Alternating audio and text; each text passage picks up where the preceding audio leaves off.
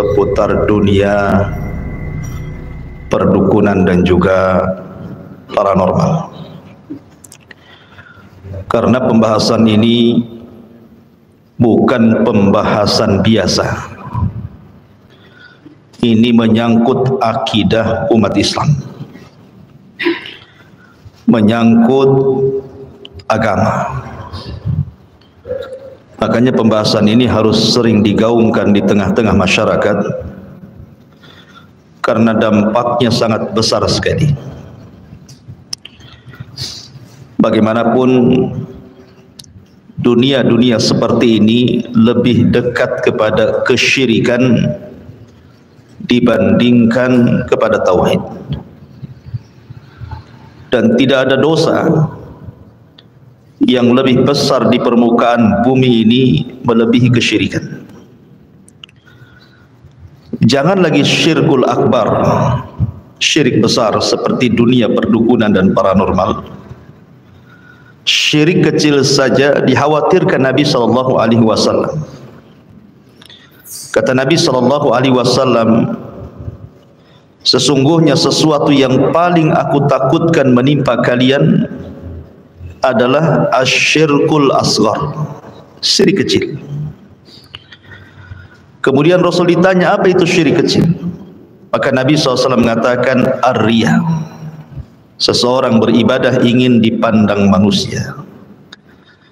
Itu saja Nabi SAW ketakutan kalau seandainya syirik kecil ini sampai menimpa seorang muslim, apalagi syirik besar. Makanya Imam Az-Zahabi rahimahullahu ta'ala dalam kitabnya Al-Kabair, kumpulan dosa-dosa besar, belum meletakkan urutan pertama dalam kitabnya adalah asyirku billah, kesyirikan kepada Allah subhanahu wa ta'ala. Kemudian setelahnya as-sihr, dunia sihir. Saking bahayanya diletakkan pada urutan pertama. Ma'asyiral muslimin yang dimuliakan Allah subhanahu wa ta'ala, di dalam Al-Quranul Karim Allah subhanahu wa ta'ala berfirman, wa ma yu'minu aktsaruhum billahi illa wa hum musyrikun. Dan sebagian besar manusia tidak beriman kepada Allah melainkan dalam keadaan mempersekutukan Allah subhanahu wa ta'ala. Jadi orang-orang yang terjerumus kepada kesyirikan, bukan mereka itu di luar daripada Islam, tidak. Orang-orang yang melakukan praktek perdukunan atau orang yang datang ke dukun, itu bukan orang kafir. Kita tidak membahas orang kafir, tetapi kita membahas orang-orang yang mereka KTP-nya Islam, dukunnya Islam, yang datang ke dukun juga Islam. Yang lebih heran lagi, mengatasnamakan Islam. Kemudian yang datang juga mengatasnamakan pengobatan Islam. Cara pengobatannya dikatakan cara pengobatan Islam. Ini yang kemudian kita angkat bicara. Apakah memang praktek-praktek seperti itu dari Islam, atau justru praktek kesyirikan? Ma'asyiral muslimin yang dimuliakan Allah subhanahu wa ta'ala, sebelum saya menjelaskan tentang poin-poin, karena ada beberapa poin yang ingin saya jelaskan. Pertama, soal pengobatan. Yang kedua, soal keanehan-keanehan. Karena kita bisa melihat kadang-kadang para praktisi yang seperti itu dipertontonkan keanehan. Kebal bacok lah, punya tenaga dalam lah, tidak bisa diiris dengan golok lah, kan begitu ya, dan begitu seterusnya. Nanti kita bahas keanehan-keanehan itu. Kemudian yang ketiga, soal ramalan, karena mereka terkadang suka meramal.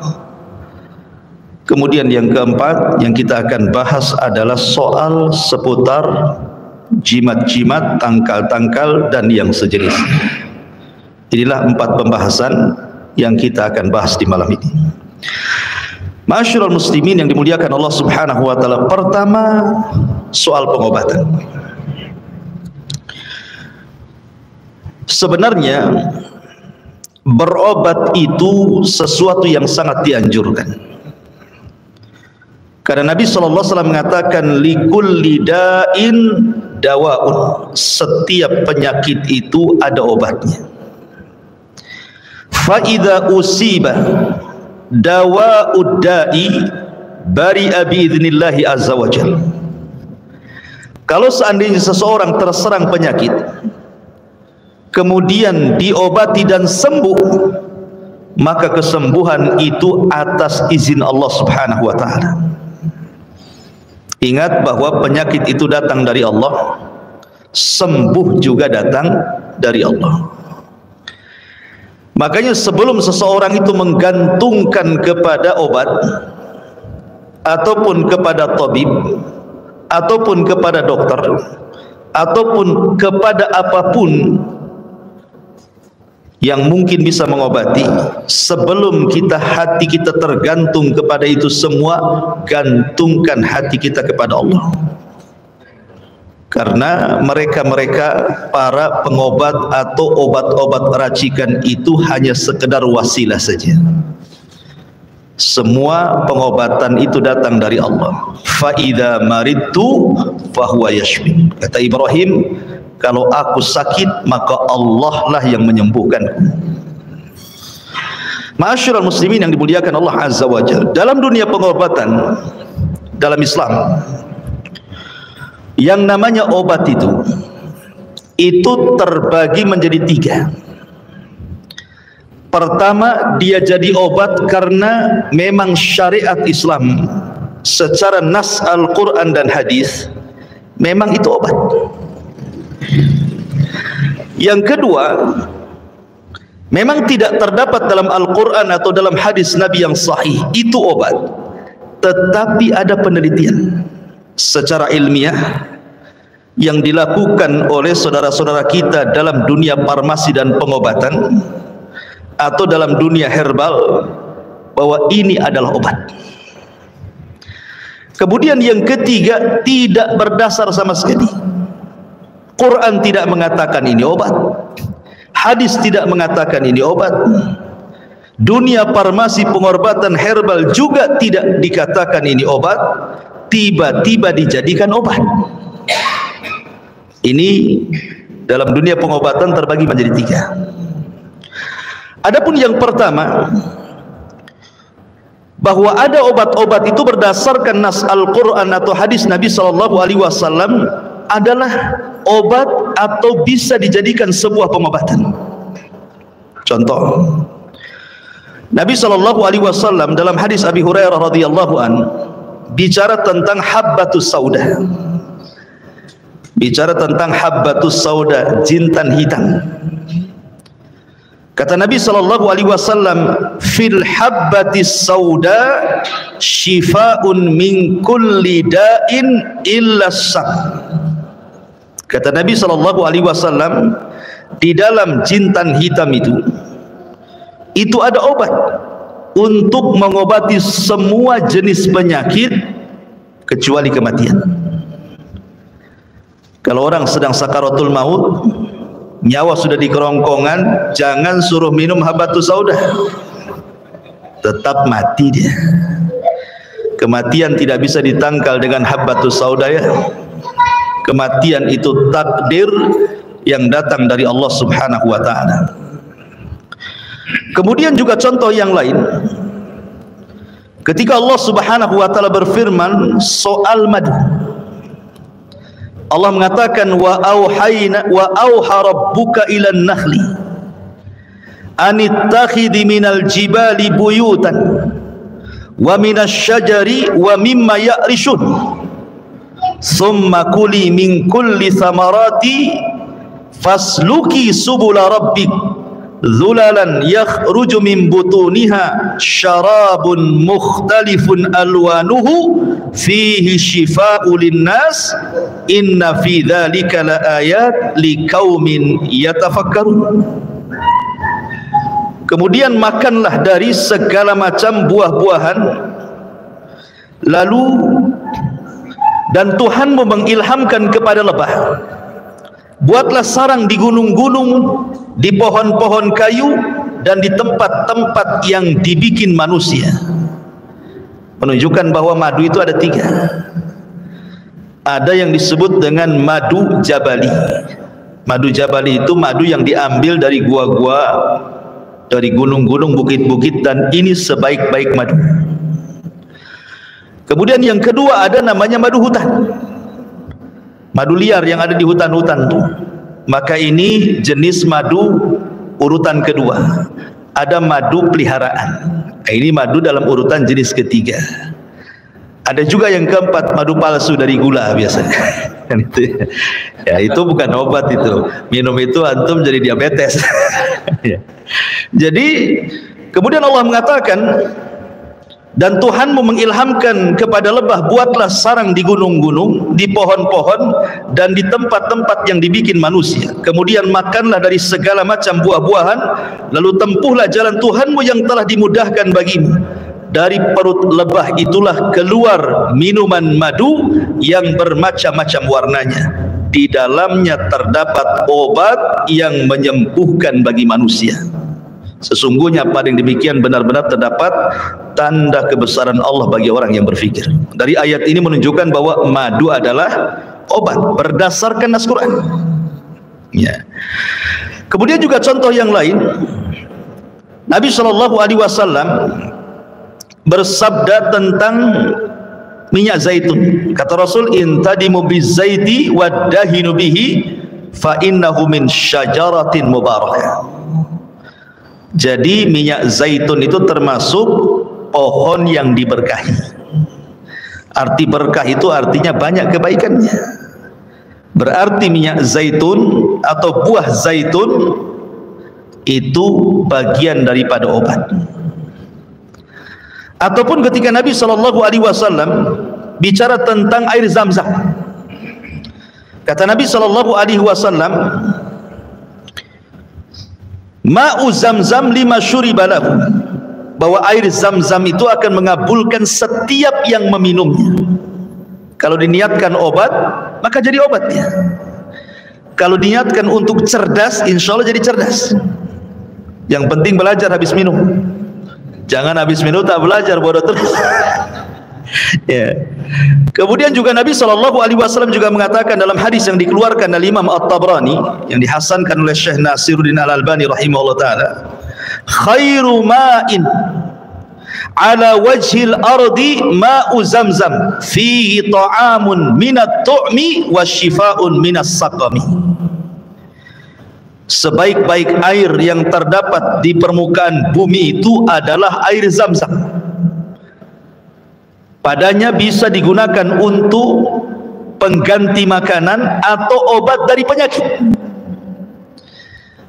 Di sini ada kalimat syifaun minas suqmi, obat untuk penyakit. Jadi air Zam-Zam itu berdasarkan nas hadis adalah obat.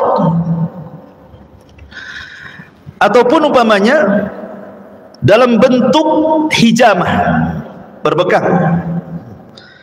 Nabi SAW disebutkan dalam hadis Ibni Buhainah radhiyallahu anhu, dia mengatakan ihtajaman Nabi SAW wa huwa muhrim. Rasul melakukan hijamah, bekam. Berarti berdasarkan nas hadis bekam itu bagian pengobatan. Ya.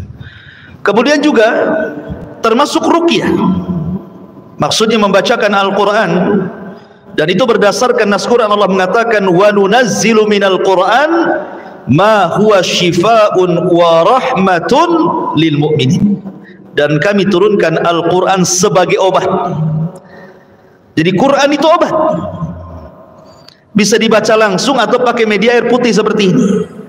Pamannya ini air putih, kita bacakan surah Al-Fatihah, setiap ayat kita tiup, setiap ayat kita tiup.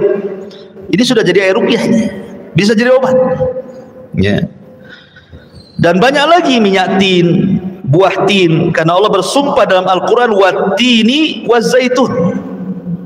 Ya.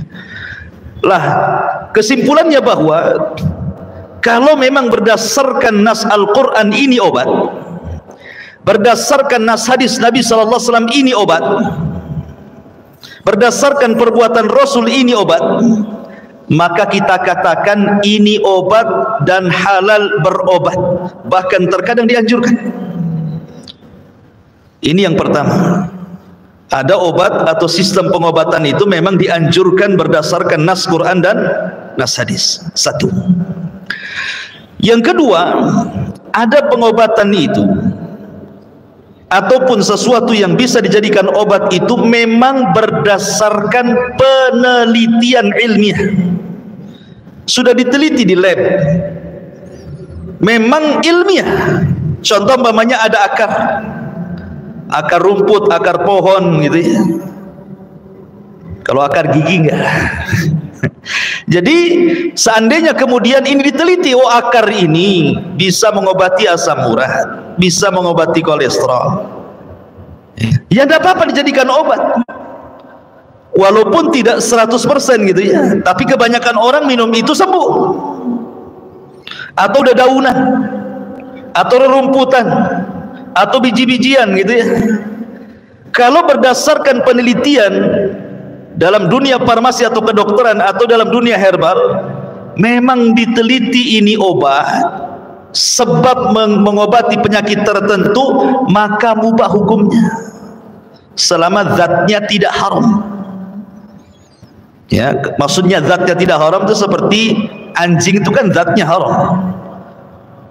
Mau direndam pakai rinso kemudian digoreng tetap saja haram, namanya zatnya, ya kan? Artinya bahwa kalau berdasarkan penelitian ini obat dan terbukti walaupun tidak 100%, maka halal dan boleh. Masalahnya yang ketiga, tidak ada penelitian dalam dunia farmasi, dalam dunia kedokteran, dalam dunia herbal. Tidak pula Al-Quran mengatakan ini obat ataupun pengobatan. Tidak pula hadis Nabi mengatakan ini obat ataupun pengobatan. Tiba-tiba dijadikan obat atau pengobatan. Inilah yang disebut dengan ja'ala sabab ma laisa bisabab, namanya. Menjadikan sesuatu sebab yang bukan sebab. Apa maksudnya? Menjadikan sebab yang bukan sebab. Ini, benda ini secara penelitian bukan obat, malah dijadikan obat. Itu namanya menjadikan sebab yang bukan sebab. Antara penyakit dengan obatnya itu nggak nyambung gitu maksudnya. Contoh umpamanya, ada orang berobat nih, tiba-tiba kemudian pengobatnya bawa kelapa muda, kemudian dengan mantra-mantra tertentu penyakitnya dimasukkan ke kelapa. Pas dibongkar isinya keris kecil, jarum, silet gitu ya. Ini pengobatan apa? Apa hubungannya kelapa muda dengan penyakit? Ya kan? Nggak nyambung tuh. Ya. Atau umpamanya dengan benda-benda tertentu, dengan keris petir lah, batu petir, batu getar, batu merah delima, istilah-istilah itu ya, istilah-istilah dunia-dunia kayak gitu kan gitu ya. Ya. Atau dengan tasbih karomah, batu karomah. Kok karomah-karomah? Karomah dari mana? Ya. Kan ada tuh pengobatan-pengobatan dengan seperti itu, dengan benang, dengan gelang. Itu nanti masuknya pada bab jimat, nanti terakhir kita jelaskan. Jadi jangan menjadikan obat sesuatu yang bukan obat, atau praktek-praktek itu tidak dikenal mengobati. Kan banyak tuh dalam dunia perdukunan itu praktek-praktek pengobatan, mentransfer penyakit ke ayam umpamanya kan. Kasihanlah ayam itu yang tadinya sehat jadi sakit. Kan gitu ya. Zalim sama ayam jadinya. Ya. Jadi ada orang-orang yang kemudian menggunakan sistem pengobatan itu di luar nalar. Kalau memang pengobatan-pengobatan seperti ini baik, kenapa di zaman salaf dulu, di zaman Nabi, di zaman para sahabat, di zaman para ulama tidak ada pengobatan kayak gini? Masyaallah muslimin yang dimuliakan Allah Subhanahu wa taala. Ini kalau cerita dunia pengobatan, nanti kita akan bentangkan, kita akan urut dulu sesuai pembahasan. Kemudian yang kedua, bicara soal keanehan. Keanehan ini kalau saya bagi ada 7 perkara. Pertama disebut mukjizat. Yang kedua disebut irhasat. Yang ketiga disebut karamah. Yang keempat disebut maunah. Yang kelima disebut al-ihana. Yang keenam disebut al-istidraj. Dan yang terakhir disebut as-sihru, sihir. Ya. Kita rinci apa maksudnya 7 keanehan ini. Yang pertama mukjizat. Mukjizat itu adalah amrun khariqun lil 'adah, sesuatu keajaiban di luar kebiasaan orang. Dan ini hanya dijadikan dan diberikan untuk para nabi dan rasul. Mukjizat ini khusus untuk menemani para nabi dan rasul, untuk membuktikan bahwa dia nabi, bahwa dia rasul. Seperti di zaman rasul terbelahnya bulan, ya kan? Kan aneh. Ataupun di zaman Nabi Musa tongkat jadi ular, memukul lautan terbelah 2, atau tangan dimasukkan ke pesak tiba-tiba bercahaya, atau di zaman Nabi Isa dia bisa menghidupkan orang mati dengan izin Allah, dan begitu seterusnya. Itu mukjizat namanya, khusus bagi para nabi. Kemudian yang kedua ada irhasat. Irhasat juga khusus bagi para nabi, tapi peristiwanya sebelum diangkat jadi nabi. Seperti Nabi SAW sebelum lahir atau saat lahir terdapat cahaya yang menerangi negara-negara adidaya di zaman itu, Persia dan Romawi.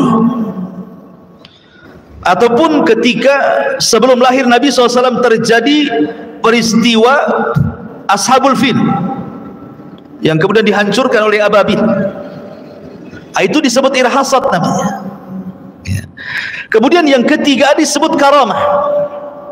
Karamah ini diberikan oleh Allah Subhanahu wa taala kepada wali-wali Allah Subhanahu wa taala. Dan yang dimaksud wali adalah seseorang yang multazim, betul-betul dia iltizam, istiqomah di dalam mengikuti syariat. Memang orangnya taat, sholat, soleh, taqarrub kepada Allah gitu ya. Jadi karamah ini memang diberikan oleh Allah kepada wali-wali Allah. Dan wali-wali Allah itu bukan wali-wali tertentu. Wali-wali Allah itu setiap yang bertakwa kepada Allah, itulah wali Allah.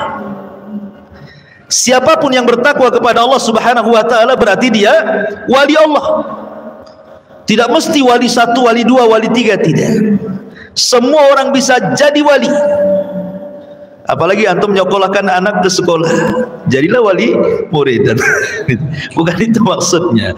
Jadi wali-wali Allah itu sebagaimana firman Allah Azza wa Jalla, mereka adalah orang-orang yang bertakwa. Dan takwa itu secara umum definisi yang sering antum dengar di khutbah Jumat, melaksanakan perintah dan menjauhi larangan. Maka itu karamah. Tetapi karamah itu 1, tidak bisa dipelajari. 2, tidak bisa diulangi. 3, Allah Subhanahu wa taala berikan kepada orang yang dikehendakinya. Dan orang yang punya karamah bukan berarti lebih mulia dibandingkan orang yang tidak punya karamah. Di zaman Rasul, di zaman Nabi SAW, Abu Bakar, Umar dan begitu seterusnya tidak dikenal karamahnya, dikenal ibadahnya. Tapi ada sahabat Rasul yang diberikan karamah. Contohnya siapa? Tufail ibn Amr ad-Dawsi. Di tangan dia Abu Hurairah masuk Islam. Banyak sahabat yang masuk Islam di tangan Tufail ibn Amr ad-Dawsi, karena dia orang Daus. Abu Hurairah juga orang Daus. Ketika dia berdakwah ke Daus, pertama kali dakwah ditolak. Datang dia kepada Nabi. Nabi, saya sudah berdakwah kepada kaumku, tidak ada yang mau, berilah tanda kepada. Kata Nabi SAW, pulanglah, nanti akan Allah datangkan tanda kepadamu. Di tengah jalan, namanya orang dulu nggak ada senter, Zaman sekarang kan enak lah bawa senter gitu ya. Zaman dulu malam-malam gelap lah. Tiba-tiba di tengah jalan dahinya bercahaya, nyorot gitu dahinya itu, ada cahaya nyorot ke depan.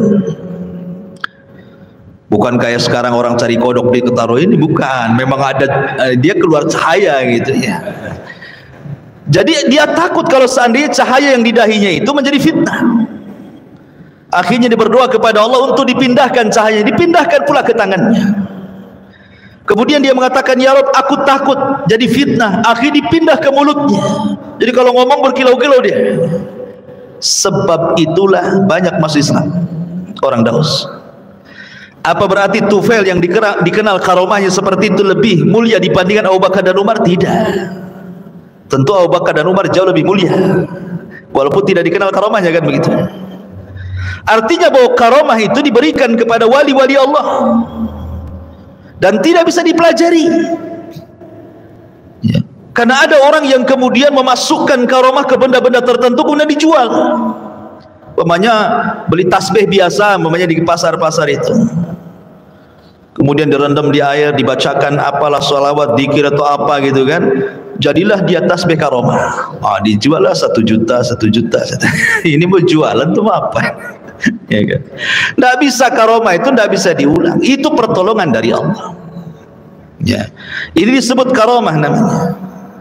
Kemudian di sana yang nomor 4 disebut ma'unah. Ma'unah ini diberikan kepada siapa saja, ikhwan. Mungkin dia tidak terlalu taat, tapi Allah Subhanahu wa ta'ala menghendaki dia diberikan ma'unah. Ma'unah itu artinya pertolongan. Umpamanya begini, antum di hutan nih, antum di hutan ya, mungkin sholat ya sholat gitu, mungkin yang lain kurang lah, kadang sholat kadang maksiat gitu kan, tidak terlalu taat. Tapi terkadang Allah memberikan pertolongan kepada orang ini. Mungkin di hutan tahu-tahu ketemu harimau, dikejarlah antum sama harimau, rupanya antum naik ke pohon, selamatlah antum. Siapa yang menyelamatkan? Allah. Ini disebut ma'unah namanya, disebut ma'unah. Atau contoh dalam kisah, dulu ada seorang pedagang soleh, orangnya baik, dia ingin mengantarkan barang. Kalau di zaman sekarang kan ada istilah travel gitu ya, untuk antar barang antar daerah. Zaman dulu kan tidak ada travel. Mereka kalau mau ngantar dagang, para pedagang itu menyewa orang tertentu, kemudian dinaikkan di unta, berapa unta, kemudian diantar. Akhirnya ada seseorang yang menawarkan membawakan dagangannya ke unta-unta dia dengan harga yang murah dan dijanjikan jarak tempuh yang cepat, pakai jalan tikus mungkin bahasa kita. Akhirnya mau deal, oke, diangkat. Rupanya sama travelnya ini dibawa ke tengah padang pasir yang tidak pernah dilalui orang. Ini pedagang soleh ini bingung karena tidak pernah dia lewat sini. Ketika sampai di tengah padang pasir, kok banyak tulang belulang nih, banyak tulang-tulang manusia di situ.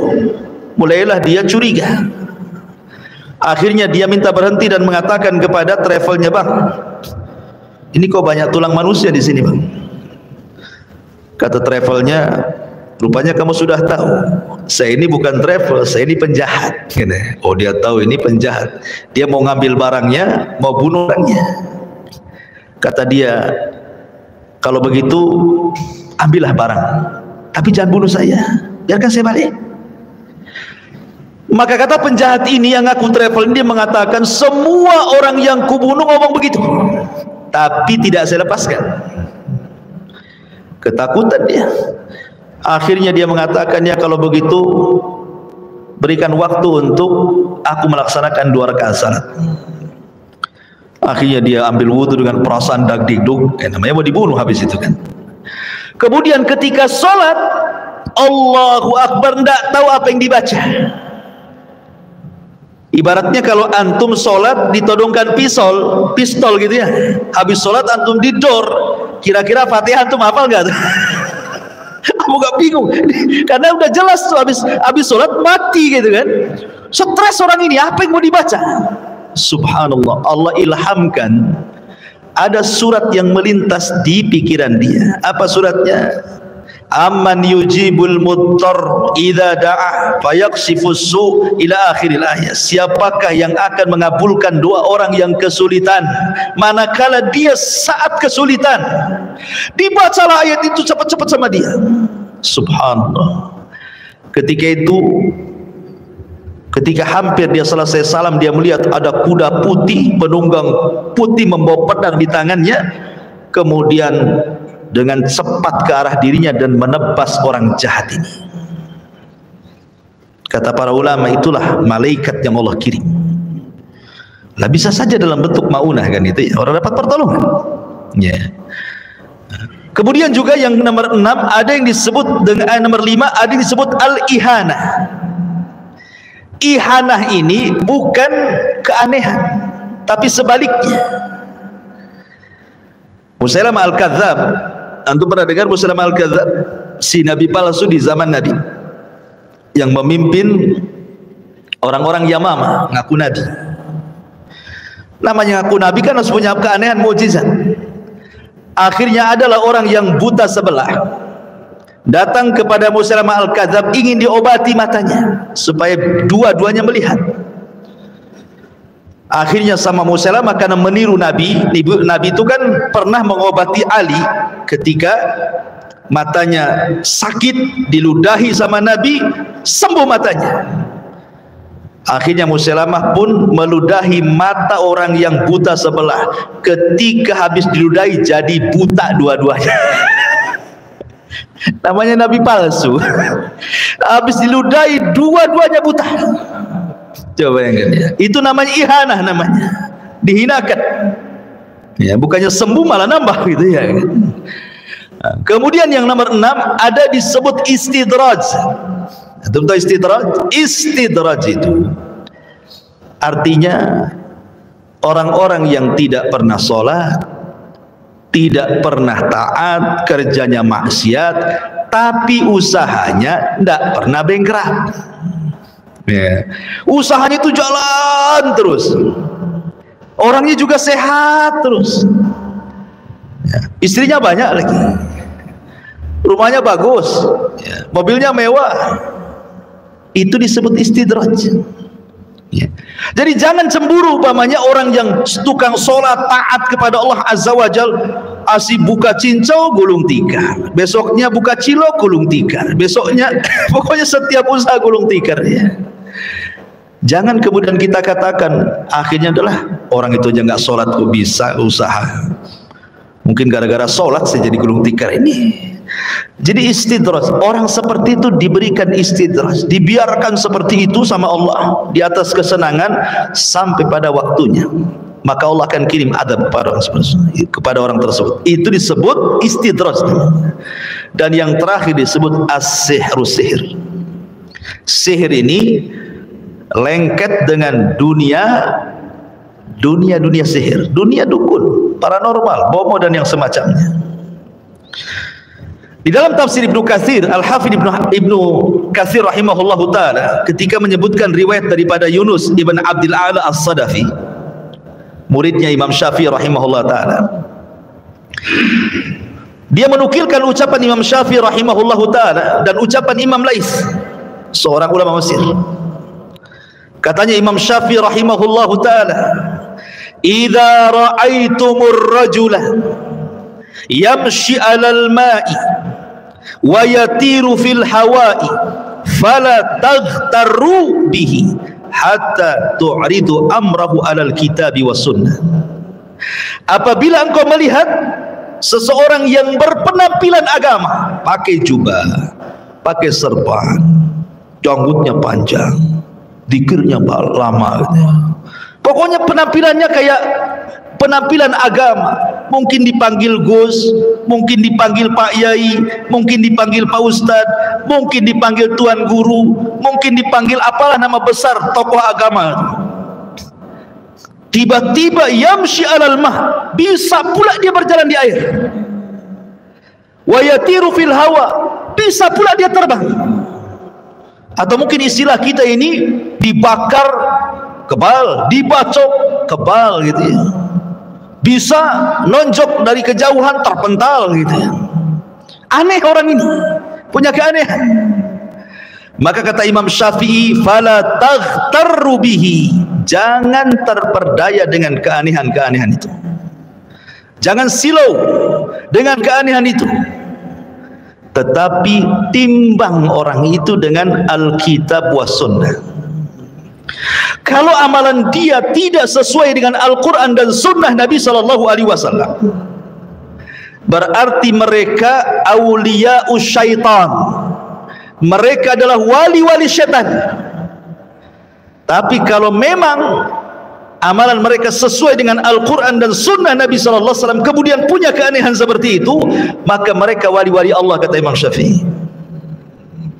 Artinya di sini ketika Imam Syafi'i mengatakan apabila ditimbang dengan Al-Quran dan sunnah amalannya tidak seperti itu, berarti dia menggunakan sihir, menggunakan bantuan jin, keanehan-keanehan seperti itu. Tetapi keanehan-keanehan zaman sekarang yang terjadi tidak mesti menggunakan jin, terkadang menggunakan trik-trik khusus, ya kan, trik-trik seperti tukang sulap gitu kan, pakai trik, pakai benda-benda atau pakai semacam obat-obat kimia, atau pakai kecepatan tangan, atau pakai pengalihan dengan ngomong banyak. Kayak tukang obat kan ngomong aja kan, dialihkan karena ucapan orang itu jadi nyihir juga tuh, ya, dialih-alihkan orang dengan hipnotis dan yang semacamnya.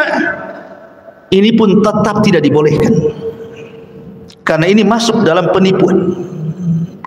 Makanya kita lihat sekarang di media-media yang sekarang lagi viral kan, bahkan subscribe-nya itu bisa jutaan tuh, penontonnya ratusan ribu. Kalau dakwah kayak saya ini yang nonton 5 orang 6 orang. Kalau yang dakwah tauhid ini memang yang nonton sedikit, tapi kalau dakwah syirik, ya Allah yang nonton tuh banyak kan, ya. Coba kita lihat, coba orang-orang yang sedang melakukan acting dunia perdukunan itu, atau menampakkan dunia kesaktian. Terkadang ada acara-acara itu yang disebut dengan gerebek dukun santet, ya, gerebek dukun-dukun pelet. Nanti setelah digerebek itu, wah, adu kekuatan nih, kawan. Nanti saling pental-pentalan tuh, terpental tuh, belum ditonjok sudah mental tuh, pakai tenaga dalam tuh. Yang herannya terkadang dikesankan nih, yang satunya nampak kayak dukun asli, telanjang, jarang mandi, gimbal, jelek, menakutkan, padahal settingan. Yang satunya pula Masya Allah pakai jubah, janggutan, pakai serban, pakai tasbih, baca salawat, pakai zikir, baca Quran, was-was-wases gak jelas. Kita bayangkan, ya. Padahal sebenarnya itu sedang berduel antar dukun dengan dukun. Kesannya yang satu dukun hitam, yang satu dukun putih. Jadilah hitam putih di situ. Kenapa saya katakan dukun hitam, dukun putih? Tetap juga dua-duanya dukun. Cuman kesannya dikatakan putih karena dandanannya ala gus, ala kiai, ala ustad, ala tuan guru kan itu. Kalau yang satu dukun hitam memang gayanya gaya iblis, gaya setan, gaya genderuwo dan begitu seterusnya kan itu. Dua-duanya dukun. Sebab kalau seandainya dia seorang ustad pernah di pesantren umpamanya kan, tentu dia akan menyibukkan dengan dakwah. Walaupun dia kemudian jadi praktisi pengobatan, maka dia akan mengobati dengan pengobatan yang saya tadi rinci tadi, dengan obat-obat yang memang secara Quran sunnah itu obat, atau pengobatan secara Quran sunnah itu dibolehkan seperti ruqyah, hijamah dan semacamnya, atau dengan herbal-herbal yang sudah diteliti, ya kan? Ini tidak pengobatan dengan aneh-aneh, memindahkan penyakit ke ayam, ke kelapa muda, kemudian seolah-olah ada jinnya, kemudian jin itu ditangkap, dimasukkan ke botol, kemudian dibuang, ya, botolnya bolong tuh bawahnya, keluar dari bolong jinnya. Terkadang ikhwatu fiddin, ada orang-orang itu sesuatu yang gaib yang hanya Allah tahu, kemudian dia menganggap dia tahu alam gaib. Perhatikan ikhwan, 5 kunci kegaiban itu tidak ada yang tahu kecuali Allah. Ada 5 kunci kegaiban, tidak ada yang tahu dari makhluk kecuali Allah. Sebutkan dalam sebuah hadis Nabi SAW dari Abdullah ibn Umar radhiyallahu anna Nabi sallallahu alaihi wasallam qala mafatihul ghaibi khamsun. Kata Abdullah ibn Umar radhiyallahu an, Nabi SAW bersabda, kunci gaib itu 5 perkara, tidak ada yang tahu kecuali Allah. Kemudian beliau membacakan ayat dalam surah Luqman 34. Innallaha indahu ilmus sa'ati wa yunazzilul ghaitha wa ya'lamu ma fil arham wa ma tadri nafsum madza taksibu ghada wa ma tadri nafsum bi ayyi ardin tamut innallaha alimun khabir. Satu, sesungguhnya Allah hanya ada pada sisinya saja satu pengetahuan tentang hari kiamat. Pengetahuan tentang hari kiamat tidak ada yang tahu kecuali Allah. Jangan meramal tentang kiamat. Seperti pernah terjadi, ada orang yang meramal tanggal 15 bulan Ramadan akan terjadi dukhan. Ini ramalan, tidak ada yang tahu kecuali Allah. Kalau kiamat itu tidak ada yang tahu kecuali Allah, maka tanda-tanda besarnya pun tidak ada yang tahu kecuali Allah. Yang kedua, kata Allah mengatakan, dan dialah yang menurunkan hujan, wa yunazzilul ghaits. Tidak hujan atau hujan itu bukan urusan pawang. Ingat, pawang hujan tidak bisa mencegat hujan. Kan ada tuh pawang perempuan tuh bawa apa tuh, besi pukul-pukul wur kan itu ya. Tidak tahu kecuali Allah. Sok tahu dia. Ini Quran yang mengatakan soal turunnya hujan itu Allah yang tahu. Kalau orang dia mengetahui ini, maksudnya gini, turun hujan aja tidak tahu macam mana mau cegah hujan gitu maksudnya. Kalau seandainya mungkin dia itu menggunakan ilmu fisika umpamanya kan, dengan melihat perakiran cuaca, ya tidak masalah. Ya, itu ilmiah itu. Tapi kalau umpamanya kemudian seperti cerita di kampung-kampung, saya pernah cerita ada pawang hujan itu tidak pakai baju, gila-gila orangnya. Jadi kalau ada orang walimah cari dia. Kemudian udah dicari, agak gila-gila, suruh datang ke walimah dikasih makan banyak. Kemudian disuruhnya dia mencegat hujan agar nanti walimah jangan hujan. Caranya gimana? Terlentang dia, suruh kencing ke langit. Nah, orang gila. Ma'asyiral muslimin yang dimuliakan Allah Azza wa Jalla. Maka yang kedua, perkara hujan itu yang tahu kecuali Allah. Kemudian yang ketiga, kata Allah Subhanahu wa taala, wa ya'lamu ma fil arham. Dan mengetahui apa yang ada dalam rahim. Bukan soal laki-laki dan perempuan. Sekarang sudah ada alatnya USG. Tahu ini, bukan. Maksudnya dalam rahim itu, apakah dia nanti lahir akan menjadi orang kaya, orang miskin, pejabat? Tidak ada yang tahu orang ini. Itu semua takdir Allah Subhanahu wa taala. Dan ketika malaikat meniupkan takdir kepada bayi ini, tidak ada yang tahu, sampai si janinnya sendiri tidak tahu takdir dia. Itu kuasa Allah. Jangan sok-sok meramal. Ini lahirnya bintang gambar kambing nampaknya nih. Ini susah terus nih. Ini kalau jodoh dapat bintang nih gambar kalajengking nih. Oh, bahaya nih. Nanti sebulan cerai dia. Gimana pula coba? Tidak ada yang tahu kecuali Allah. Kemudian yang keempat, wa ma tadri nafsum madza taksibu ghadan. Dan tiada seorang pun yang dapat mengetahui dengan pasti apa yang terjadi besok hari, apa yang diusahakan dia nggak tahu. Jangan pula meramal nasib ya. Sehingga terkadang aneh orang-orang yang datang ke dukun ini, dia pengen usahanya kemudian lancar, jabatannya jangan sampai jatuh. Kalau bisa pemilihan kepala desa ini datang ke dukun, minta supaya dia yang dapat, dan begitu seterusnya. Kita tidak tahu apa yang terjadi esok hari, itu urusan Allah. Ya. Kemudian yang terakhir, wa ma tadri nafsum bi ayyi ardin tamut, dan tiada seorang pun yang dapat mengetahui di bumi di mana dia mati. Kita mati di mana? Karena persoalan itu bukan di mana dia mati, ikhwan, tapi bagaimana kita mati. Terserah mau mati di mana saja. Ya, mau mati di Mekah, mau mati di sini, terserah. Yang penting bagaimana caranya kita mati. Jangan sampai kita mati suul khotimah, itu aja. Tapi kematian kita ini tidak ada yang tahu kecuali Allah. Inilah disebut dengan mafatihul ghaib, yang selalu digunakan oleh para normal, para dukun untuk meramal. Dalam istilah kita meramal nasib gitu ya. Ini soal kegaiban. Makanya Allah Subhanahu wa taala mengatakan alimul ghaibi fala yudhiru ala ghaibihi ahadan illa man irtada mir rasulin.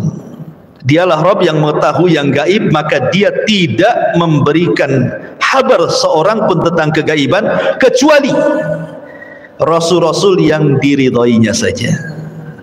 Kalau nabi-nabi ya terkadang tahu yang gaib karena Allah kasih tahu.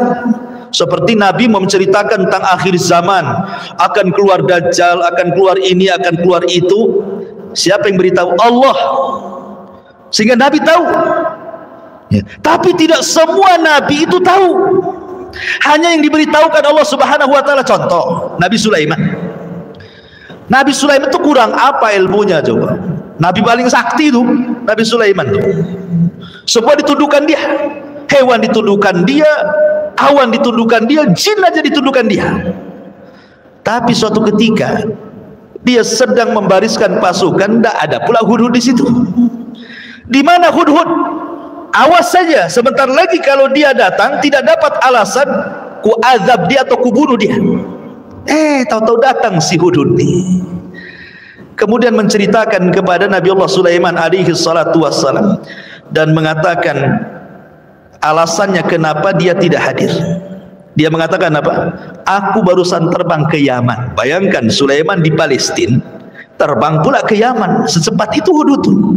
Artinya diberikan kemampuan Hudhud itu ya. Kemudian pulang lagi ke Palestina, menceritakan bahwa aku baru saja dari Yaman, aku lihat ada kerajaan indah, seorang ratu yang jadi rajanya. Masalahnya masyarakatnya menyembah matahari dan bulan. Sulaiman nggak percaya begitu saja. Betul tak? Kalau kau nggak bohong, kirim surat ini. Dikirim surat untuk supaya Ratu Balkis masuk Islam. Lah Sulaiman tidak tahu kok di Yaman itu ada kerajaan, ya kan? Padahal dia seorang nabi loh. Dia tidak tahu. Ya. Ma'asyiral muslimin yang dimuliakan Allah, kalau Sulaiman saja seorang nabi yang bisa menundukkan berbagai macam, tidak tahu kok di Yaman ada kerajaan, tiba-tiba di zaman sekarang ada dukun lebih sakti pula daripada Sulaiman. Wah, kan hebat kali itu kan. Bisa lah dia ramah-ramah. Ya.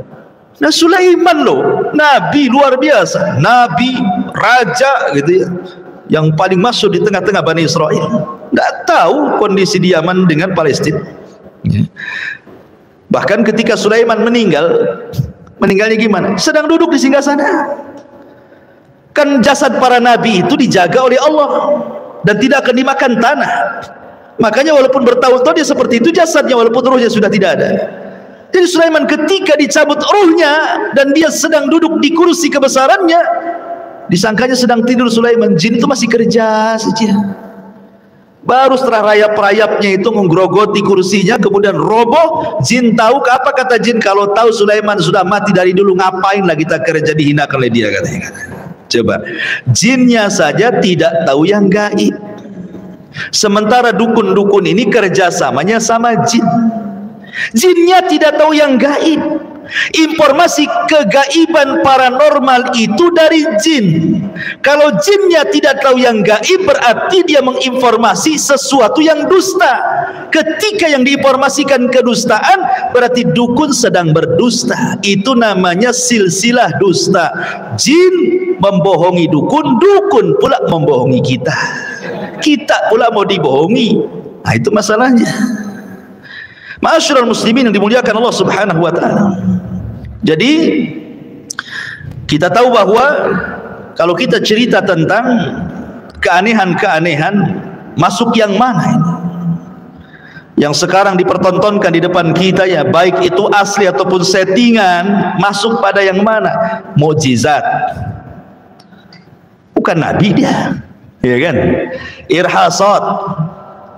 Bukan juga dia nabi dan rasul, karena itu kan terjadi sebelum seseorang nabi diangkat. Karomah umpamanya, ya, anggaplah karomah. Karomah tidak bisa dipelajari. Kemudian kita lihat orang-orang itu kan hanya di media saja nampaknya itu pakaiannya soleh kan. Ya namanya orang mau disorot kamera, ya tidak mungkin lah pakai pakaian sembarang. Ya kalau bisa nampak ustadznya kan itu ya. Nampak ustadznya, nampak tawaduknya, ngomongnya lembut kali, nampak zikir-zikir, salawat-salawat kan itu. Tidak tahu kehidupan dia sehari-hari. Kemudian lihat amalan dia kan gitu. Amalan dia itu sesuai dengan Quran dan Sunnah tidak? Contoh dalam pengobatan. Dalam pengobatan itu sudah jelas, ruqyah itu ada dhawabitnya. Ada aturan-aturannya kan ruqyah itu ya. Disebutkan oleh para ulama, satu antakuna bi kalamillah au bi asma'ihi wa sifatihi. Harus menggunakan kalam Allah Al-Qur'an atau menggunakan nama-nama dan sifat-sifat Allah. Yang kedua, antakuna bilisanil arabi. Dia harus berbahasa Arab. Au bima ya'rifu ma'na min ghairi, ataupun yang diketahui maknanya. Kemudian yang ketiga, at-tawakkul 'alallahi azza wajal fir ruqyah. Dia sandarkan ruqyah ini yang menyembuhkan bukan bacaannya tapi Allah Subhanahu wa taala. Allah Subhanahu wa taala. Kemudian juga tidak menggunakan praktek-praktek perdukunan. Ya hanya dibaca saja. Pamannya ini orang sakit nih. Kita mau ruqyah dia, kita niatkan bahwa kita hendak meruqyah, baca Quran. Dikeraskan bacaannya, kemudian baca doa-doa yang diajarkan Nabi SAW atau menyebut asma Allah dan sifat-sifatnya. Tidak ada harus kemudian dipegang, kemudian dimasukkan ke botol, dimasukkan ke kelapa. Ya Allah, itu tidak pernah terjadi. Kemudian menerka-nerka ini, di dalamnya ini ada kerisnya nih. Kok tahu ada kerisnya? Sehingga ketika betul-betul diambil kerisnya, dimasukkan ke kelapa, kemudian dibelah, oh itu ada kerisnya. Udah saya pindahkan kerisnya di situ. Di jantungnya ada keris. Kalau di jantung ada keris, dia mati. Jadi sebenarnya dia sedang menghayal. Ya. Dari mana dia tahu isi daripada tubuh manusia kecuali dengan alat kan gitu ya. Kalau dengan terawangan, istilahnya ilmu terawangan gitu ya, diterawang begitu. Ini pakai jin, ikhwatu fiddin, muliakan Allah azza wa jalla. Bisa pakai jin beneran, bisa tipu-tipu. Namanya trik-trik sulap juga bisa terjadi seperti itu, dan sudah ma'ruf di kalangan tukang sulap yang seperti itu, dan bahkan sudah dibongkar lagi oleh mereka. Jadi itu bukan ruqyah. Ruqyah bukan seperti itu. Ma'asyiral muslimin yang dimuliakan Allah Subhanahu wa taala. Kemudian yang ketiga yang kita akan bahas adalah bicara soal ramalan. Allah Subhanahu wa taala berfirman di dalam surah An-Naml 65. Qul la ya'lam man fis samawati wal ardil ghaiba illallah wa ma yash'uruna ayyana yub'atsun. Katakan, tiada seorang pun yang ada di langit dan yang ada di bumi yang mengetahui perkara-perkara yang gaib kecuali Allah, dan mereka tidak mengetahui bila mana mereka akan dibangkitkan.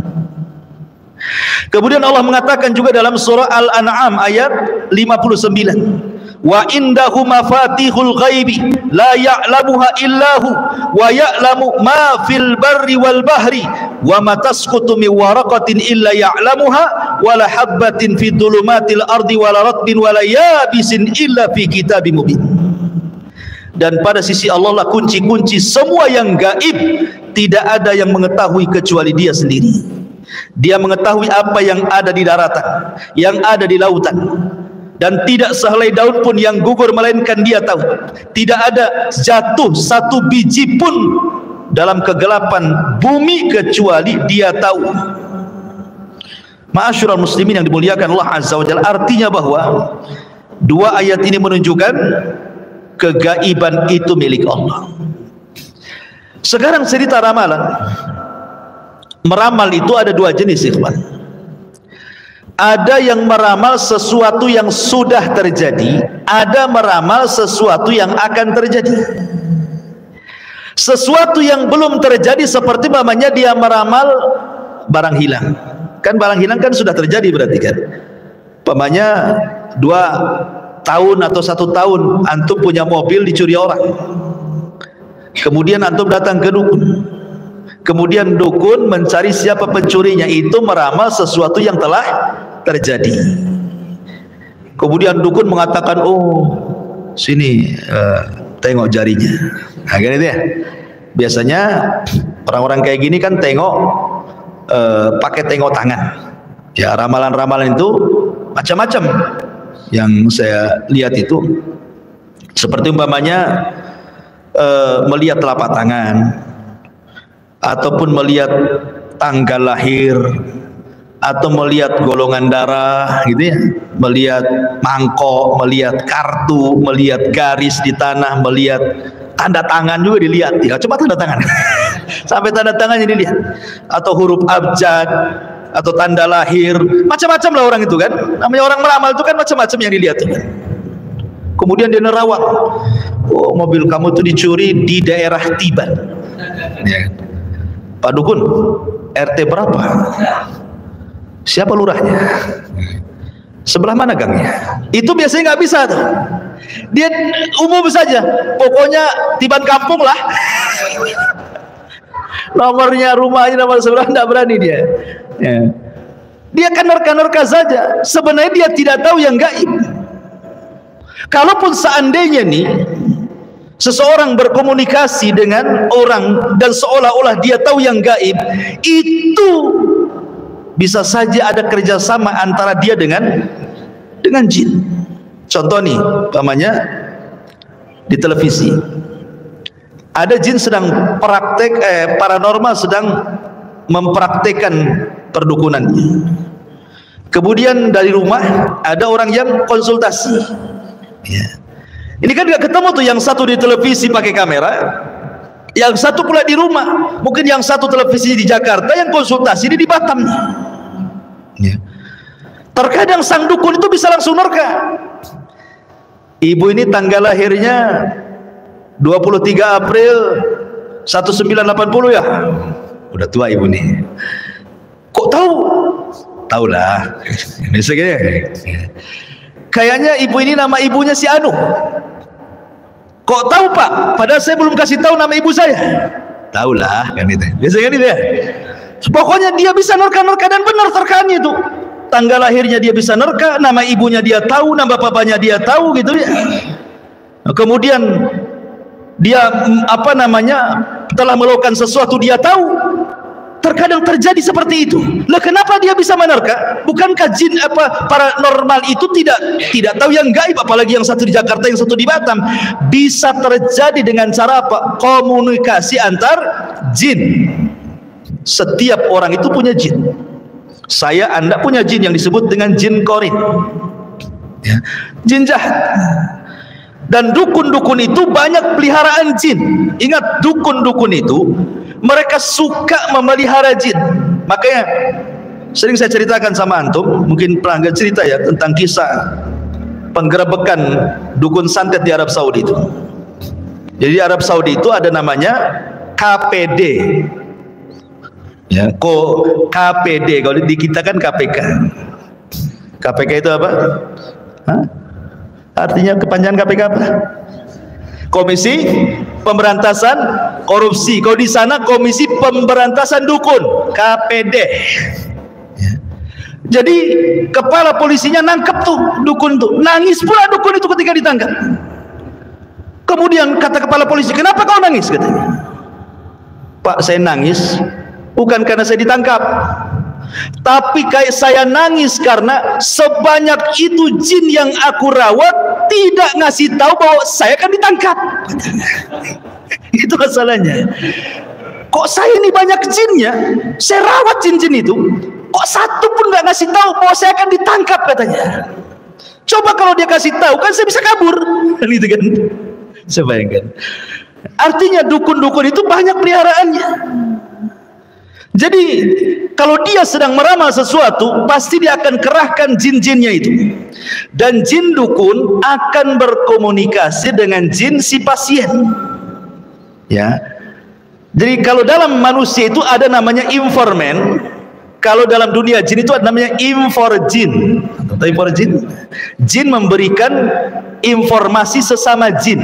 Ya. Jadi jin dukun berkomunikasi dengan jin pasien. Kata jin pasien, ini tanggalnya sekian loh jin. Nah, dia kasih tahu kepada dukunnya, nama bapak ibunya ini loh jin. Nama jin ini kasih tahu. Jadi dia tahu dapat informasi dari jin, gitu maksudnya. Kalau dia tidak punya jin, tidak mungkin bisa menerka. Tidak mungkin. Karena tapi tidak semua jin bisa menerka apa yang ada pada diri kita. Contoh kejadiannya ketika Hajjaj ibn Yusuf As-Saqafi. Hajjaj ibn Yusuf ini itu kan pemimpin zalim, walaupun dia hafal Quran tapi suka bunuh orang. Hajjaj ibn Yusuf As-Saqafi ini. Jadi Hajjaj ibn Yusuf ini manggil dukun. Manggil dukun. Kemudian sambil bincang-bincang, Hajjaj ini ngambil kerikil-kerikil di sampingnya sambil dihitung. Ya, dia nggak perasan dia sedang ngambil kerikil. Dihitungnya 1, 2, 3 sampai 10 kerikil, kemudian digenggam. Kemudian kata Hajjaj, wahai fulan, tebak berapa kerikil yang ada di tangan saya? Kata dukun ini 10. Pas dihitung betul 10. Terus diam lagi. Kemudian Hajjaj ibn Yusuf tanpa menghitung langsung main kerewak saja, diambil kerikilnya, nggak tahu berapa isinya. Berapa ini? Dia bingung. Ya. Sekian. Ternyata ketika dihitung meleset dia. Ya. Ternyata apa? Ketika kita tidak tahu, dia tidak tahu. Gitu maksudnya. Ketika kita tahu, dia tahu. Gitu maksudnya. Ya, jadi tidak semua jin itu tahu. Kalau asal tekam ini berapa? Tidak tahu. Nggak akan tahu. Coba saja antum buktikan. Tapi kalau antum hitung dulu, tahu dia. Ya, jin kita informasi sama dia. Kalau kita nggak ngasih tahu, jin kita ya bingung mengenai informasi berapa katanya. Takut salah informasi dan tidak disalahkan sama jin. Ya. Jadi ikhwatu fi muliakan Allah Subhanahu wa taala. Jadi ramalan-ramalan itu semua adalah dunia perdukunan. Dalam Islam tidak mengenal ramalan kecuali ramalan cuaca BMKG. Ya, itu sesuai dengan fisika, nggak apa-apa. Karena namanya ilmu perbintangan itu ada dua macam. Ada yang disebut ilmu tasyir, ada yang disebut ilmu ta'thir. Yang satu tasyir, yang satu ta'thir. Kalau tasyir nggak apa-apa. Ya, ilmu perbintangan digunakan untuk perakiraan cuaca, menentukan waktu-waktu sholat, menentukan perjalanan di tengah lautan melihat bintang, maslahat, tidak ada masalah. Tapi kalau sudah digunakan ilmu ta'thir itu artinya pengaruh, bahwa bintang-bintang tertentu memberikan pengaruh. Wah, ini namanya dunia ramal. Ya, bintang-bintang tertentu atau zodiak perbintangan tertentu bisa menentukan nasib orang, nasib masyarakat, nasib bangsa, nasib negara, nasib politik dan yang lainnya. Nah, itu sudah masuk ke ramalan. Ya, kan ada tuh yang udah meninggal ya, yang nenek siapa namanya yang luar negeri itu suka ramal-ramal tuh, udah pakai bintang, itulah itu kan pakai zodiak perbintangan. Dan dulu kita masih kecil-kecil, kalau antum beli koran itu ada tuh, ya kan? Kalau koran-koran dulu, zaman dulu itu dicantumkan tuh bintang-bintang itu, ya. Dengan hokinya, dengan sialnya, dijelasin tuh, ya, kalau tanggal sekian berarti bintang ini, berarti sialah kau katanya. Gitu. Kalau ini hokilah antum katanya. Jadi terkadang ikhwatu fillah muliakan Allah, dalam ramalan-ramalan seperti ini tidak ada yang tahu kecuali Allah Subhanahu wa taala. Kemudian yang terakhir yang kita bahas misalnya tentang jimat. Dari Imran ibn Husain radhiyallahu anhu, Nabi sallallahu alaihi wasallam absara ala adudi rajulin halqatan arahu. Nabi SAW pernah melihat ada seorang laki-laki pakai gelang yang nampak gitu ya. Ada sahabat pakai gelang, seorang laki-laki lihat Nabi. Ketika Rasul mengatakan, apa ini?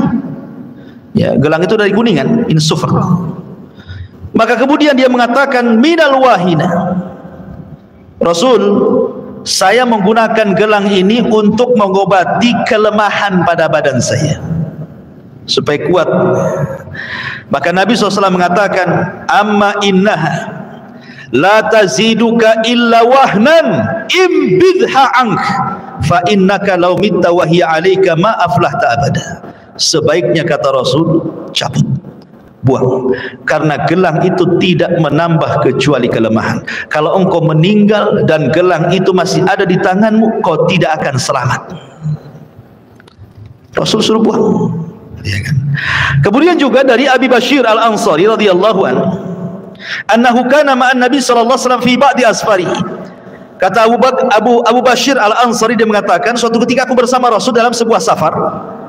Fa arsala rasulan, maka Nabi sallallahu alaihi wasallam mengumumkan kepada seorang utusan, alla yabqayanna fi raqabati ba'irin kiladatun min watarin au kiladatun illa qutiat, supaya tidak terdapat lagi di leher unta jimat dari tali busur panah atau kalung apapun, kecuali harus dipatahkan, diputuskan, dibuang. Ya, karena jimat-jimat itu kan macam-macam, ada digantungkan di kendaraan, ada yang ditempel di warung berupa raja-raja gitu ya, ada yang ditaruh di rumah, macam-macam, ada yang dikantongi, ada diselipkan di dompet, ya, macam-macam jimat-jimat itu. Maka kata Nabi SAW, disuruh untuk dibuang. Bahkan yang lebih jelas lagi, kata Nabi SAW, man 'allaqa tamimatan faqad asyrak. Barang siapa yang menggantungkan jimat, maka dia telah terjerumus kepada kesyirikan. Dan Rasul mengatakan, man ta'allaqa tamimatan fala atamallah, wa man ta'allaqa wada'atan fala wada'allahu lah. Barang siapa yang menggantungkan jimat, maka hatinya akan tergantung pada jimat itu. Barang siapa yang menggantungkan kepada kerang dijadikan jimat, maka hatinya pun akan tergantung kepada kerang jimat itu. Artinya apa? Orang yang memakai jimat itu kan ada dua hukumnya, ikhwan. Bisa terjerumus kepada syirkul akbar, bisa terjerumus kepada syirkul asghar. Gimana gambarannya? Kalau antum meyakini bahwa gelang, cincin, kalung, jimat berupa raja atau yang lainnya, jimat itulah yang mendatangkan manfaat dan mencegah madarat, dinafikan Allah di kepalanya, jatuhlah antum ke syirik besar. Tapi kalau antum masih yakin Allah yang datangkan manfaat, Allah yang mencegah madarat, cuman ini kan wasilah saja, maka ini syirik kecil. Masalahnya kebanyakan orang pakai jimat itu antara jatuh ke syirik besar ke syirik dan syirik kecil itu hanya beti. Antum tahu beti? Beda tipis. Ya. Karena kebanyakan orang yang pakai jimat itu umumnya jatuh ke syirik besar, jangan ke syirik kecil itu. Walaupun mulutnya ngomong, oh kan Allah semua, ini kan wasilah saja. Oh, sok tahu dia. Contohnya nih, seandainya nih ada jimat keberuntungan, taruh di mobil. Kalau pakai jimat ini, insya Allah nggak akan ditabrak, nggak nabrak. Sekali lupa lah dompetnya di rumah, jimatnya pula di situ. Was-was dia waktu nyetir itu. Alamak, jimatnya nggak, balik dia ambil jimat. Berarti hatinya tergantung kan? Hatinya tergantung. Atau dia umpamanya penglaris nih, laris nih.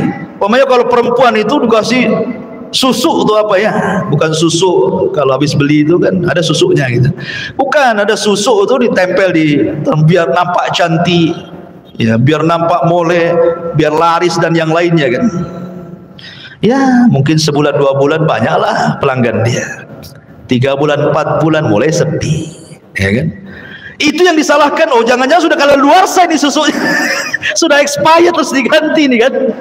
La haula wala quwata illa billah. Kayak beli rotian tuh begini, ditengok, ini mas 3 hari aja mas. La haula wala quwata illa billah. Masyarul muslimin yang dimuliakan Allah azza wa jalla, intinya bahwa namanya jimat itu ikhwatu fiddin, itu kan diberikan dukun karena pertolongan bangsa jin. Kalau seandainya sesajennya kurang ya, kalau seandainya itu persembahan kita dengan mereka kemudian sampai tidak dipenuhi, ya jelas ada expirednya lah. Karena namanya jin itu menolong atau membantu itu tidak ada yang free, semua ada bayarannya, dan bayarannya itu tukar menukar akidah, tukar menukar iman, bukan uang. Masyarul muslimin yang dimuliakan Allah azza wa jalla, makanya jimat-jimat ini bahaya. Jimat-jimat itu sangat bahaya sekali, dan itu adalah kesyirikan. Tawakallah kepada Allah subhanahu wa ta'ala. Karena begini ikhwan, jimat itu tidak menolak takdir. Ingat ya, jimat itu tidak merubah takdir. Karena kebanyakan orang dikiranya dengan jimat itu takdir bisa dirubah. Contoh nih, warung, antum jualan.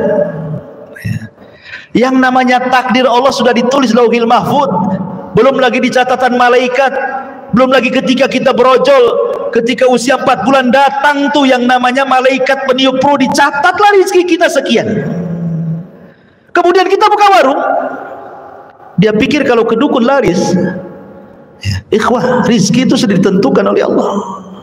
Kalau memang Allah sudah tentukan namanya warung satu hari cuma dapat 50 atau 200 ribu, 300 ribu, walaupun ke dukun Thailand sekalipun beli jimatnya, namanya jimat tidak bisa merubah takdir.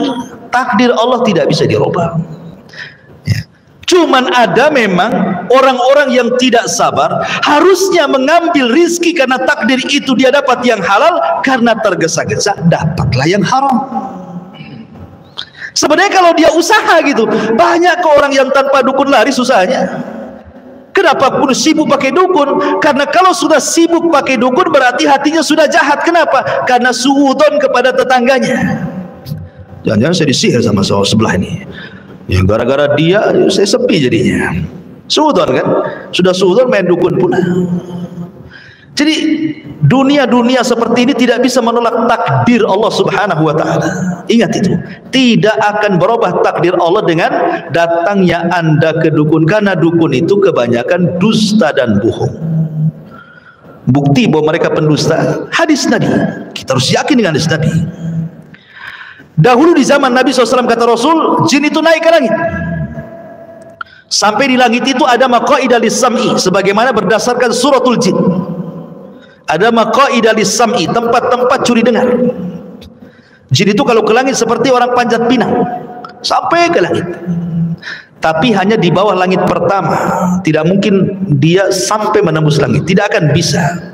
Ya ma'syaral jinni wal insi in istata'tum an tanfudhu ila samawati wa fanfudhu la tanfudhuna illa bisultan. Enggak bisa jin naik tembus ke langit itu. Ya. Jadi ketika di zaman Nabi SAW, maka jin-jin itu kemudian tidak bisa naik ke langit. Sejak itulah maka difungsikan bintang sampai hari ini, bahkan sampai kiamat setelah diutusnya Nabi. Bintang itu apa? Difungsikan untuk melempar jin-jin yang ada di langit. Karena jin-jin yang ada di langit ini selalu mencuri dengar dari wahyu yang Allah wahyukan kepada para malaikat. Kemudian dicuri dengar, kalau sudah dapat satu kalimat disampaikan ke jin yang di bawahnya. Jin yang di bawahnya disampaikan ke yang di bawahnya. Yang di bawahnya sampai kepada jin yang ada di bumi. Setiap jin yang menyampaikan kepada jin yang di bawahnya selalu menambahkan satu kalimat. Akhirnya dari 100 kalimat, yang satu benar, 99 dusta. Kemudian yang jin yang di bumi inilah dia jual belikan dengan dukun, paranormal, bomo dan yang semacamnya. Jadi yang benar itu cuma satu, 99 dusta. Kalaupun seorang pengobat dan dia dukun mengobati, sembuh tanpa sadar, dibacakan sholawat gitu saja, sembuh dia. Sekarang antara yang sembuh dengan yang tidak sembuh banyak mana? Kan gitu. Ya. Karena biasanya yang sembuh inilah kemudian dia pula yang diwawancarai, dimasukkan YouTube. Gimana setelah berobat sama dia? Oh bagus. Yang nggak sembuh nggak diwawancarai. Coba yang nggak sembuh diwawancarai, kalau akulah dukun tuh. Jadi masyarakat muslimin yang dimuliakan Allah Azza wa Jalla, jadi mereka adalah para pendusta. Yang bahayanya di zaman sekarang ini, ikhwan, tontonan-tontonan di YouTube dan yang semacamnya. Kita lihat tontonan-tontonan itu seperti gerebek dukun, kemudian adu kesaktian antar dukun, kemudian pengobatan yang tidak dikenal dalam syariat Islam, ya, dipertontonkan. Kemudian setelah ada orang-orang yang membongkar, tiba-tiba sebagian mereka sadar, kemudian baru ngomong bahwa ini adalah settingan. Padahal ketika dia membuat konten itu tidak ada tulisan untuk hiburan atau settingan kan, itu seolah-olah beneran. Kalau mungkin orang-orang cerdas, ini settingan. Gimana kalau orang-orang itu jahil, tidak pernah belajar iman, tidak pernah belajar tauhid, orang awam, ya, kemudian dipertontonkan seperti itu, setan pula masuk seolah-olah beneran. Hebat kali orang dia, digolok nggak mempan, dibakar nggak mempan, ya, ditonjok, orang yang nonjoknya mental, ya. Kemudian dipraktekkan dunia pengobatan ala mereka. Kok bisa ya orang yang sakit kemudian disuruh terlentang, dibawalah kelapa muda, entah ngomong-ngomong apa pakai ya, kayak gaya-gaya sinetron, diambilnya dari tubuh itu dimasukkan ke kelapa, isinya jarum, silet, macam-macam. Kalau isinya uang 200.000 kan enak. Ini isinya macam-macam di situ. Ya. Lah kemudian ditonton nih. Kalau seandainya orang itu tidak punya iman, ikhwan, bisa saja kemudian dia berpikir, wah ini orang hebat ini. Apalagi kalau seandainya keluarganya sakit. Orang sakit itu setan lebih dekat dibandingkan malaikat. Karena setan tidak mau orang sakit parah mati itu husnul khotimah, tidak mau. Gimana caranya dia husnul khotimah? Makanya diberikan waswas, berobatlah ke sana, berobatlah ke sana, gitu maksudnya. Akhirnya berobatlah ke sana. Apa yang terjadi? Dua hadis Nabi cukup. Hadis yang pertama kata Nabi SAW, man ata arrafan fasa'ala an syai'in lam tuqbal salatuhu arba'ina yawman. Siapa yang datang ke dukun hanya sebatas konsultasi, tanya tok, nggak membenarkan, ya nggak yakin, konsultasi saja, hanya tanya, itu sholatnya 40 hari ditolak, nggak akan diterima. Dan kebanyakan kan begitu ya. Biasanya kan kalau ada tayangan-tayangan di YouTube tuh, walaupun asalnya mungkin pada awalnya hanya editan, settingan, hiburan dan yang lainnya kan. Iya kalau orang cerdas. Kalau orang yang tidak cerdas disangkanya beneran, dicari-carinya nomor telepon dia. Cobalah dia telepon, kan itu ya, tanyakan, konsultasi dulu kan gitu ya. Konsultasi, kalau yang berkonsultasi atau yang dikonsultasikan kepada dukun 40 hari sholat kita ditolak. Kita sholat sunnah, sholat duha, sholat malam, sholat witir, qobliyah, sholat wajib, macam-macam sholat 40 hari ditolak. Apa tidak capek kita 40 hari sholat? Kemudian ditolak, maksudnya sholat yang sudah dilakukan. Antum nih sholat sudah mengerjakan sholat selama 40 hari kemarin, itu ditolak, gugur semuanya. Kalau 40 ke depan nanti pula berdalil, kalau gitu nggak usah sholat lah 40 hari, kan ditolak, nanti aja setelah 40 hari gitu. Ma'asyiral muslimin yang dimuliakan Allah Azza wa Jalla. Atau hadis yang kedua, kata Nabi SAW, man ata arrafan au kahinan fasaddaqahu, man ata arrafan au kainan fasala an syai'in fasaddaqahu faqad kafara bima unzila ala Muhammadin sallallahu alaihi wasallam. Siapa yang datang ke dukun, tukang ramal, paranormal, bomo, dukun, macam-macam yang sejenisnya, bertanya, dibenarkan pula, jadi pasiennya pula, kemudian merasa dia sembuh, ada perubahan, padahal itu dukun, maka dia telah keluar dari Islam. Kalau sampai membenarkan, keluar dari Islam. Kalau hanya bertanya, sholatnya 40 hari tidak diterima, kecuali kalau mau nguji, nggak apa-apa. Mau menguji kebohongan dia, nggak apa-apa. Kita datang ke dukun hanya untuk menguji kebohongannya, bahwa dia bukan dukun, nggak ada masalah. Ya, kalau antum ingin bongkar triknya dan antum punya trik, nggak ada masalah. Ya. Ma'asyiral muslimin yang dimuliakan Allah Subhanahu wa taala, karena Allah Subhanahu wa taala berfirman, hal unabbiukum ala man tanazzala syayatin. Apakah akan kuberitakan kepada kalian kepada siapa setan-setan itu turun, kata Allah. Tanazzalu ala kulli affakin athim yulquna sam'a wa aktsaruhum kadhibun. Maka Allah katakan mereka turun kepada tiap-tiap pendusta lagi banyak berbuat jahat, maksudnya para dukun dan tukang sihir. Setan-setan tersebut menyampaikan berita dusta kepada mereka supaya mereka melakukan kerusakan gitu ya, dan kebanyakan mereka adalah para pendusta. Imam Qatadah mengatakan ayat ini bercerita tentang para dukun. Ya, ketika Allah mengatakan maukah aku beritahukan kepada siapa setan turun, maksudnya kepada para dukun, karena dukun-dukun ini adalah corong-corongnya iblis. Corong-corongnya iblis itulah para dukun, siapa lagi? Maka sekali lagi ikhwatu fiddin, kalau seandainya Anda terkena penyakit, sakit, ya kan, maka yang pertama yang harus antum lakukan bersabar. Siapa tahu penyakit yang Allah Subhanahu wa taala berikan kepada kita dalam rangka untuk mengangkat derajat. Boleh jadi dalam rangka untuk menggugurkan kesalahan. Mungkin dulu banyak maksiat, akhirnya Allah uji dengan penyakit sekarang. Boleh jadi mungkin untuk menggugurkan dosa-dosa lama, atau mengangkat derajat kita di hadapan Allah. Karena terkadang ada surga tidak bisa diraih dengan sholat, tidak bisa diraih dengan zakat, tidak bisa diraih dengan puasa, tidak bisa diraih dengan haji, hanya bisa diraih dengan sabar. Karena sabar itu ibadah yang tidak ada lipatannya. Innama yuwaffas sabiruna ajrahum bighairi hisab.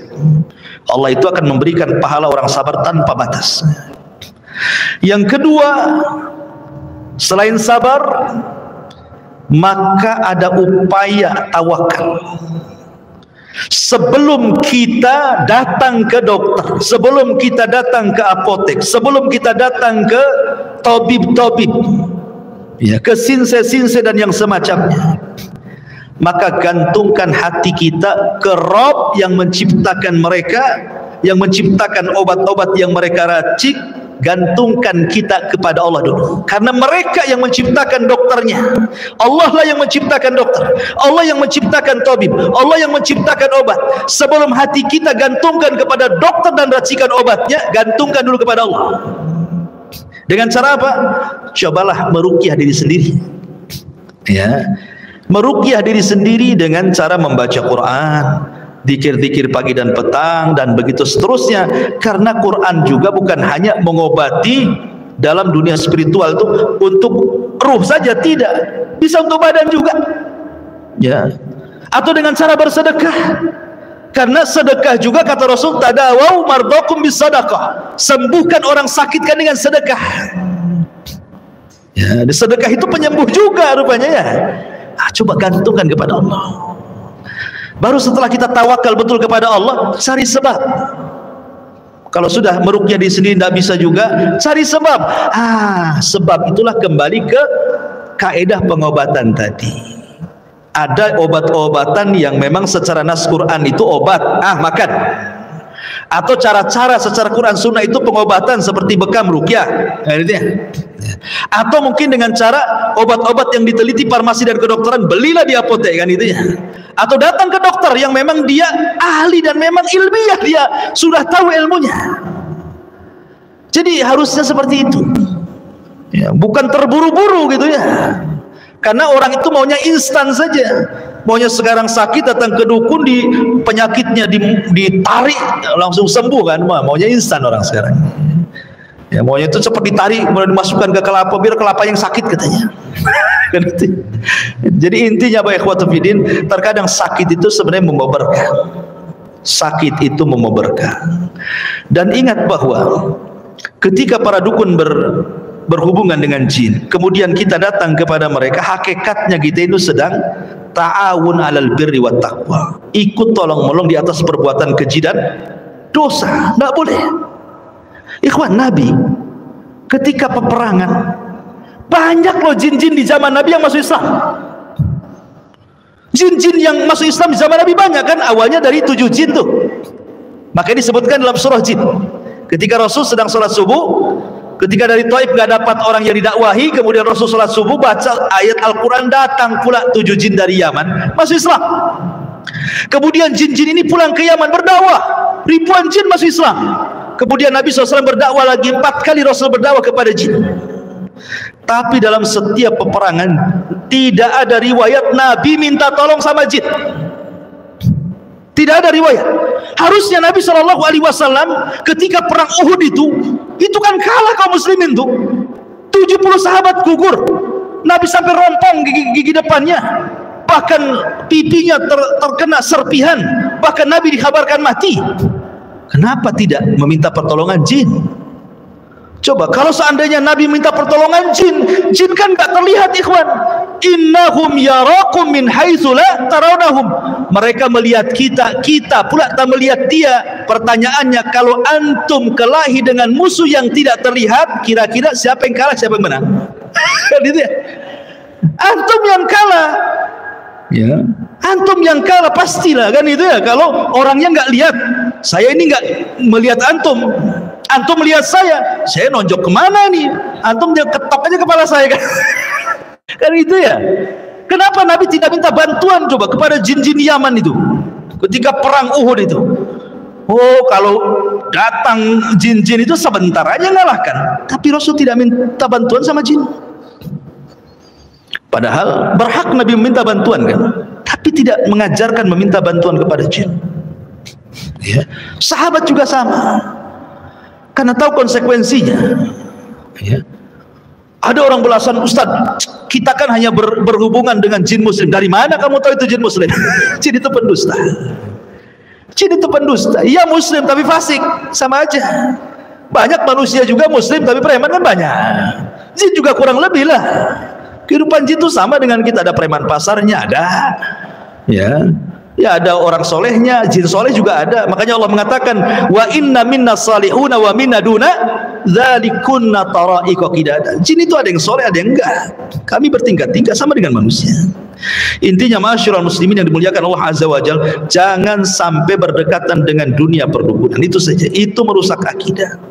Karena dikhawatirkan keyakinan kita berubah, kemudian masuk ke dalam kesyirikan, dan kita tidak sempat bertobat, kemudian kita mati, maka Allah mengatakan, la in asyrakta la yahbatanna amaluka wa la takunanna minal khasirin. Kalau engkau sampai melakukan kesyirikan, hancur lebur amalan engkau, dan engkau termasuk orang yang rugi, dan Allah haramkan surga bagi dia.